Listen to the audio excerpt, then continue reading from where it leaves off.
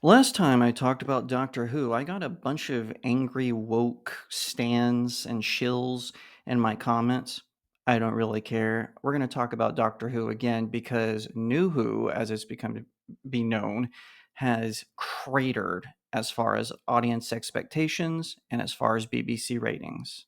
'Cause I've been living life right like I could just die any minute. Going for a ride down the side. Hi everyone, my name is Jacob Airy. Welcome to the StudioJake vidcast where I talk about all things pop culture. Be sure to like, share, and subscribe. Ring the little bell so you get notifications. And also consider becoming a channel member. You can send super chats or send over stickers, put a tip in the tip jar. Support this channel. Smaller creators like me, we survive thanks to you. So I really appreciate anyone who joins. You're going to get all kinds of perks, so I hope you do. If you don't want to support me on big tech, head on over to my locals page. The link is in the description. All right, it's true, all of it. So Shruti Gatwa, Russell T Davies, and everyone else involved with the BBC's debacle of is he the 16th Doctor, right? Or 15th, something like that. He has totally been ruined, he being the Doctor Who character. And you're to blame, apparently. But we'll just say that they did not anticipate the type of viewers they had who when told, just turn off your TV, they would say yes. So this is according to John Trent over at thatparkplace.com.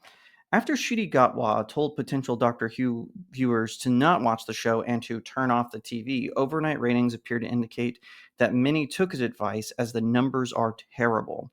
Doctor Who TV reports that the first episode, Space Babies, only managed to bring in 2.6 million viewers of the BBC, while the second episode, The Devil's Cord, saw viewership decline to 2.4 million. This is nearly a 50% decline in viewership for both episodes compared to Shruti Gatwa's debut episode in the Christmas special, The Church on Ruby Road. The BBC reported the special saw viewership hit 4.7 million in overnight numbers. That means Space Baby saw viewership decline by just shy of 45% compared to The Church on Ruby Road. The Devil's Cord saw viewership decline by just shy of 49%. The massive decline in viewership comes in the wake of The Church on Ruby Road, already setting records for terrible viewership. Gatwa's debut ratings are the second worst in the show's entire history. In fact, Jodie Whittaker's debut episode, The Woman Who Fell to Earth, had overall viewership of 10.96 million. The only Doctor Who debut that Gatwa's debut beat was the first episode of Doctor Who with William Hartnell as the first Doctor in An Unhealthy Child. That episode, which aired back in 1963, premiered with 4.4 million viewers. However, Hartnell's first Doctor would see viewership increase over the next 10 episodes. Initially, it was increased to 5.9 million, and the third episode, it went to 6.9 million. By episode 7, it hit 8.9 million. With episode 8, it increased to 9.9 million. By episode 10, it hit 10.4 million. On top on top of nearly a 50% decline in overnight ratings for the show from the Christmas special, this decline in ratings comes in wake of Gatwa telling people to not watch the show. In an interview with Variety to seemingly promote the show, Gatwa did the opposite. While discussing people who are not a fan of his casting, he told the outlet, "Don't watch, turn off the TV, go and touch grass, please, for God's sakes." Okay, so I want you to read the whole rest of the article. Go to thatparkplace.com. Now, hello. What do these elitists in the media and in Hollywood or in England, what are they thinking? Why not just say, hey, listen, I know I'm not what everyone expected. Come and give me a chance. Watch the show. But when you first tell viewers from the start the show isn't for you, turn off the TV and go touch grass, of course they're going to do it. Duh. Those ratings were so abysmal that the BBC was blaming good weather, which, by the way, I would like to point something out about the BBC. Like NPR, it is funded by the government. I should say, like NPR in the United States, it is funded by the British government. It is literally government propaganda. And that is my opinion. And I think most people would agree with me. Before, the British people were required to pay a BBC tax to get this nonsense. But whenever they made it legal to opt out, so many people were opting out that they actually sent BBC technicians to intimidate people to sign back up and to pay their fees. It's absolutely preposterous that they would not have expected this to happen. But this is the ego of the entertainment industry. It doesn't matter if it's Hollywood or London or wherever the British equivalent of it, they probably don't actually have one, is their egos get in the way. These celebrities think they're hot stuff because of social media and they get all these clicks and it inflates their ego. But then they tell fans of a beloved show like Doctor Who, don't watch. Okay, fine.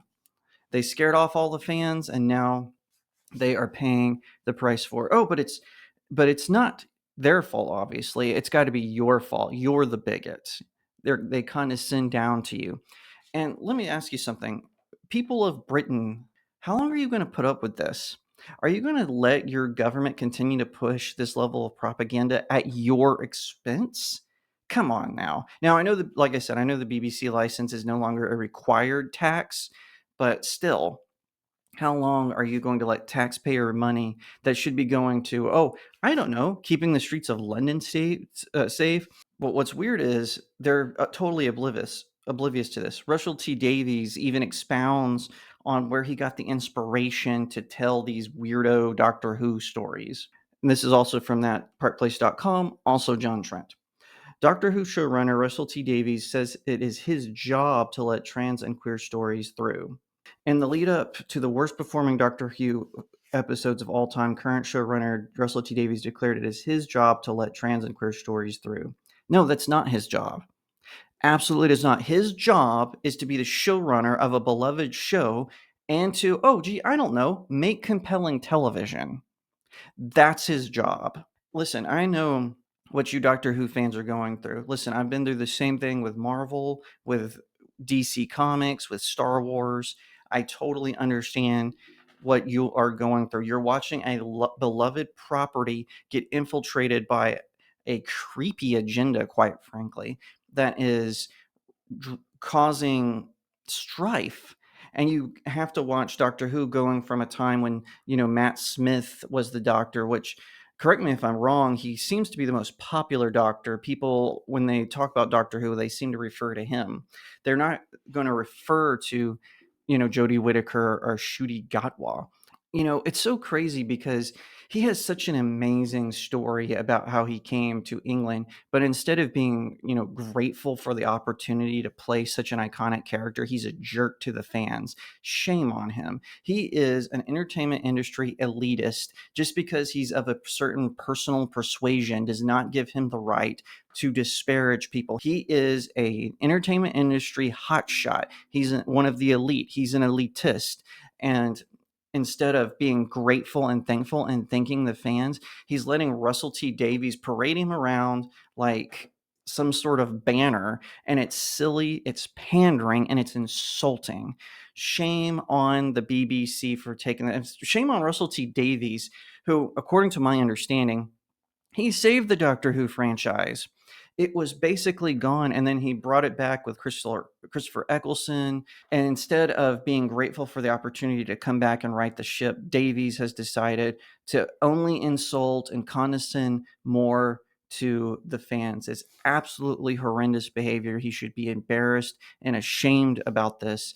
And so should every other woke producer, showrunner, director, writer who is doing this to all of our beloved franchises.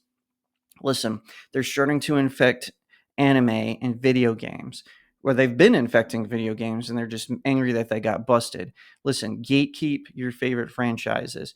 Buy DVDs of the old stuff. That's what I like to do. Buy books, comics, DVDs of the old video games, even of the old stuff. Hold on to those memories. You don't have to let the current thing affect how you love those franchises. So hold on to them, and God bless all you people. God bless America, because thank goodness we don't have to pay for Doctor Who.